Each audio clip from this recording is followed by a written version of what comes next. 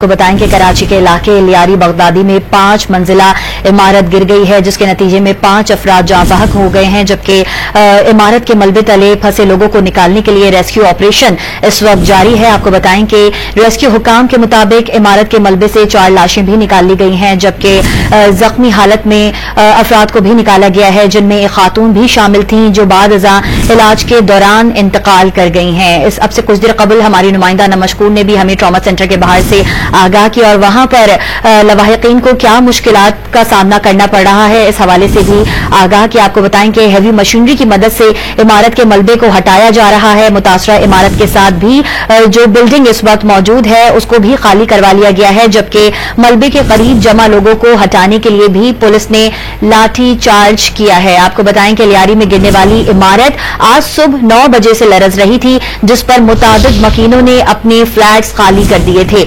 एक फैमिली अपने फ्लैट को ताला लगाने वापस ऊपर गई तो इमारत मुनहदिम हो गई, जिसमें फ्लैट के एक रिहायशी का पूरा खानदान जान से गया। मुतासरा खानदान के सरपरस्त ने वाकये का पूरा अहवाल बता दिया। मैं उस बिल्डिंग का मैं रहता हूँ, ग्रैंड बक्स बिल्डिंग है, सही है।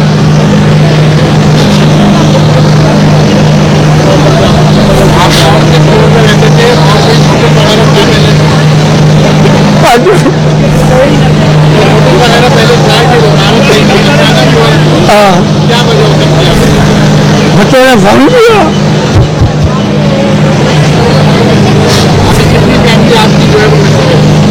मेरी पेमेंट निकल गई, दूसरे बेचारे डूब गए। मेरी जो फैमिली थे ना, बच्चे थे सारे बाहर निकल आए, पापा मेरे को फोन कर 9 बजे, तो पापा बिल्डिंग में सारे बंदे बाहर आ गए, हम लोग भी बाहर खड़े हैं ना, तो मैंने कहा अच्छी बात है बाहर खड़े हो तो खाली जाके ताला लगा के आ जाओ। वो ताला लगा के फौरन निकले। इसके बाद जो मेरा साला था वो लोग अपने सामान के चक्कर में ऊपर चढ़े, जो नीचे आए थे ऊपर चढ़े, इसके बाद बिल्डिंग भूत हो गई, नीचे गिर गई।